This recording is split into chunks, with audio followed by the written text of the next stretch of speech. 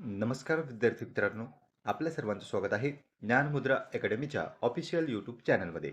मुंबई उच्च न्यायालय भरती संदर्भात या ठिकाणी आपण कालच कट ऑफवर चर्चा केलेली आहे. आता त्यामध्ये बऱ्याच विद्यार्थ्यांनी प्रश्न विचारलाय की नेमकी पुढील प्रोसेस काय राहणार आहे, कोणकोणते डॉक्युमेंट्स आपल्याला भविष्यात लागतील, तर त्याच्याबाबत डिस्कशन इथे आपण करणार आहोत. आणि यामध्ये जी काही न्यायालयाने निवडीची प्रोसेस म्हणजे सिलेक्शन प्रोसेस सांगितलेली आहे त्याबद्दल सुद्धा माहिती जाणून घेऊ. चला तर मग स्टार्ट करूया आजच्या व्हिडिओला. तुम्ही जर कालचा व्हिडिओ पाहिलेला नसेल तर कालचा व्हिडिओ सुद्धा तुम्ही पाहून घेऊ शकता. त्यामध्ये आपण कट ऑफ कितीवर लागू शकतो याबाबत डिस्कशन केलेलं आहे. ज्या ज्या विद्यार्थ्यांनी अजूनपर्यंत आन्सर की पाहिलेली नाही तर आन्सर की सुद्धा आपण ग्रुपला टाकलेली आहे. ग्रुपवर जाऊन तुम्ही ते डाउनलोड करू शकता. त्याची लिंक डिस्क्रिप्शन बॉक्समध्ये दिलेली आहे. चला तर मग स्टार्ट करूया आपण आपल्या आजच्या व्हिडिओला.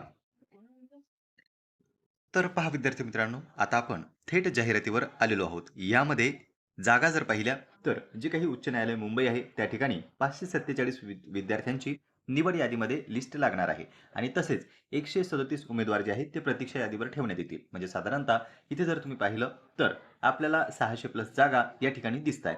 नंतर जर विचार केला नागपूरचा, तर नागपूरमध्ये टोटल 110 विद्यार्थ्यांची निवड होणार आहे आणि 28 उमेदवार हे प्रतीक्षा यादीवर ठेवले जातील. औरंगाबाद खंडपीठाचा जर आपण विचार केला तर 194 उमेदवारांची निवड होणार आहे आणि 48 उमेदवार हे प्रतीक्षा यादीवर ठेवण्यात येणार आहे. तर यामध्ये काय की जेवढ्या जागा आहेत त्याच्यापेक्षा जास्त प्रमाणात विद्यार्थी या जी काही आपली एक्झाम झालेली आहे त्यामध्ये क्वालिफाय ठरण्यात येतील. बऱ्याच विद्यार्थ्यांचा प्रश्न होता की नेमका कितीचा रेशो घेतला जाऊ शकतो. तर पहा विद्यार्थी मित्रांनो, सध्या आपली फक्त पेपर झालेला आहे म्हणजे एक्झाम झाली. एक्झाम नंतर आता आपली जी काही स्किल टेस्ट आहे किंवा ज्याला आपण शारीरिक क्षमता चाचणी असं म्हणतो ती होणार आहे. आणि नंतर सर्वात शेवटी जर आपण पाहिलं तर तिथे आहे आपला इंटरव्ह्यू म्हणजे मुलाखत. आता आपली एक्झाम झालेली आहे, त्यानंतर आपली स्किल टेस्ट किंवा शारीरिक क्षमता चाचणी होणार आहे म्हणजे फिजिकल टेस्ट. आणि नंतर इथे आपला इंटरव्ह्यू होणार आहे. तर हा जो रेशो आहे मधातला सध्या एक्झाम नंतरचा हा त्यांना जास्तच ठेवावा लागेल. कारण की जेव्हा आपली जी काही शारीरिक क्षमता चाचणी होईल त्यामध्ये सुद्धा काही उमेदवार आणखी पुढच्या लिस्टसाठी क्वालिफाय करण्यात येतील आणि काही उमेदवार त्या ठिकाणी सुद्धा डिस्क्वालिफाय होऊ शकतात. म्हणूनच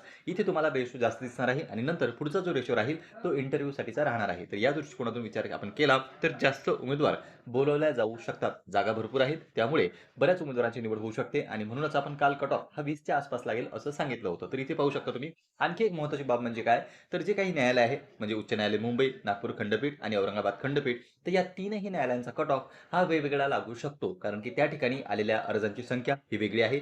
त्या ठिकाणी जे काही उमेदवार मार्क घेतील ते सुद्धा वेगळे राहतील आणि त्या ठिकाणी असणाऱ्या जागा ह्या सुद्धा वेगवेगळ्या आहेत. त्यामुळेच या तीनही न्यायालयांचा कट ऑफ हा तुम्हाला वेगवेगळा लागलेला दिसू शकतो. एखाद्या न्यायालयाचा कट ऑफ हा कमी सुद्धा जाऊ शकतो आणि एखाद्या न्यायालयाचा कट ऑफ हा जास्त सुद्धा जाऊ शकतो. जागेचा जर आपण विचार केला तर जागा सर्वात जास्त मुंबईला आहे. त्यामुळे ऑफकोर्स आपण असा अंदाज वर्तवू शकतो की मुंबईचा कट ऑफ हा इतर दोन खंडपीठांच्या तुलनेत कमी जाणार आहे. ते आपण ऑलरेडी डिस्कस केलेलं आहे. तर पहा विद्यार्थी मित्रांनो, हे झालं तुमच्या जागेबाबत, प्रमाणाबाबत, पुढच्या स्टेप्सबाबत आणि किती उमेदवार बोलवले जाऊ शकतात त्याबाबत. आणि कट ऑफ जो आहे तो वेगवेगळा लागू शकतो. नंतर जर आपण निवड प्रक्रियेवर आलो, पात्रता वगैरे तर आपल्याला माहितच आहे, आपण ऑलरेडी फॉर्म भरलेला आहे.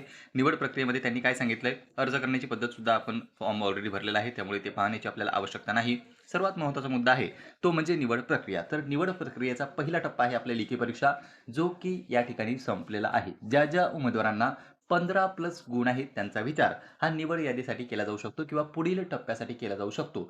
ज्या उमेदवारांना 15 गुण नाहीत, इथे पहा त्यांनी सांगितलंय उत्तीर्ण गुण आहेत किमान 15, म्हणजे एखाद्या विद्यार्थ्याला जर 14 गुण असतील तर तो पहिल्याच टप्प्याला डिस्क्वालिफाय झालेला आहे. कारण की त्यांनी सांगितलंय की कमीत कमी म्हणजे किमान 15 गुण असणं गरजेचं आहे. तर 15 किंवा त्यापेक्षा जास्त गुण जर तुम्हाला असतील तर तुम्ही पुढील टप्प्यासाठी पात्र आहात. आता तुम्हाला बोलवलं जाईलच असं नाही, कट ऑफवर ते डिपेंड करेल. सध्या तुम्ही पात्र ठरलेले आहेत म्हणजे तुम्ही सध्या पात्र आहात, पण जो काही जागेची तुलना आहे किंवा जागेचं प्रमाण आहे, ज्या प्रमाणात विद्यार्थी बोलवले जातात त्यावर कट ऑफ डिपेंड राहील आणि कट ऑफच्या वरचेच उमेदवार या ठिकाणी पुढील टप्प्यासाठी बोलवला जाणार आहे. दुसरा टप्पा पहा, शारीरिक क्षमता आणि विशेष अर्हता चाचणी. यामध्ये 10 गुण आहेत. आपली परीक्षा झालेली होती 30 गुणांची.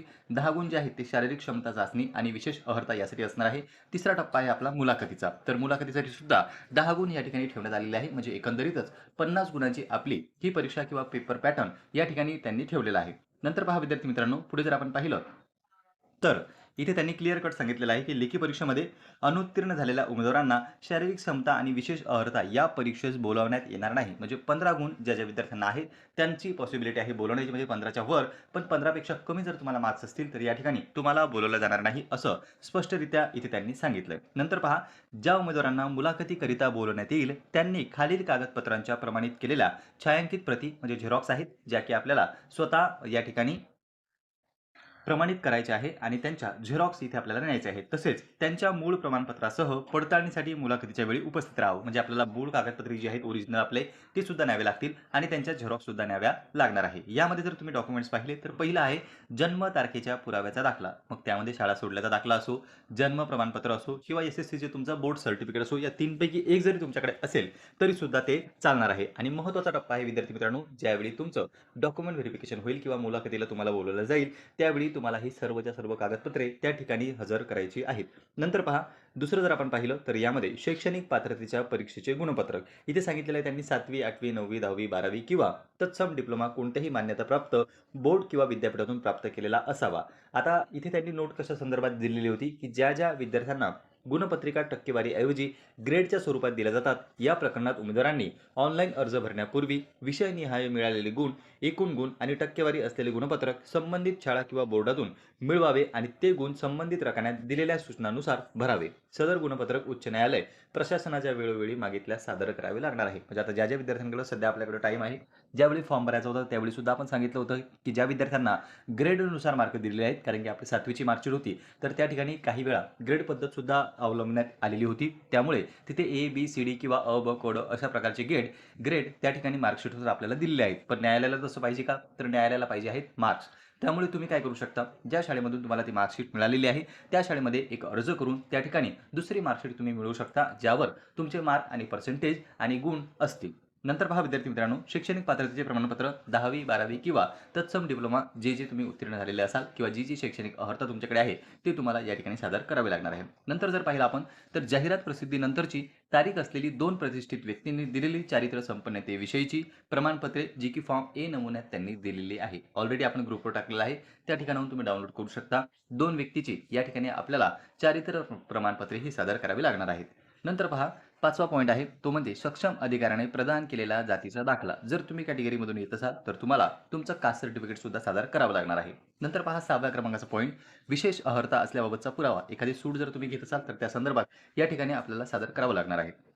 नंतर जर पाहिलं तर महाराष्ट्रात अधिवास करीत असल्याबाबतचे सक्षम प्राधिकरणाने प्रमाणपत्र उमेदवाराकडे असणे आवश्यक आहे. म्हणजे डोमेसाईल सर्टिफिकेट या ठिकाणी सर्वांना सांगितलेलं आहे. नंतर रोजगार विनिमय म्हणजे एम्प्लॉयमेंट एक्सचेंज जर तुमच्याकडे असेल तर कार्यालयास नोंदणी केल्याची प्रत किंवा नोंदणीचं प्रमाणपत्र इथे तुम्हाला द्यावं लागतं. नंतर पहा उमेदवार शासकीय कर्मचारी असल्यास सक्षम प्राधिकारी यांनी दिलेला मंजुरी घेतल्याचे ना हरकत प्रमाणपत्र म्हणजे नो ऑब्जेक्शन लेटर आहे. जर तुम्ही ऑलरेडी जॉबवर असाल तर हे तुम्हाला सादर करावं लागणार आहे. नंतर पहा 10व्या क्रमांकाचा पॉईंट उमेदवाराच्या नावात जर बदल असेल किंवा त्याच्या किंवा तिच्या नावाच्या बदलाबाबत दस्तऐवज जसे की शासकीय राजपत्र असो, सक्षम प्राधिकाऱ्याने दिलेला विवाह प्रमाणपत्राची प्रत असो, म्हणजे ज्या विद्यार्थिनी असतील त्यांचे लग्न वगैरे झालेले आहे तर त्यांच्या नावामध्ये बदल असतो तर तिथे राजपत्र सुद्धा सादर करू शकता किंवा मॅरेज सर्टिफिकेट सुद्धा या ठिकाणी चालणार आहे.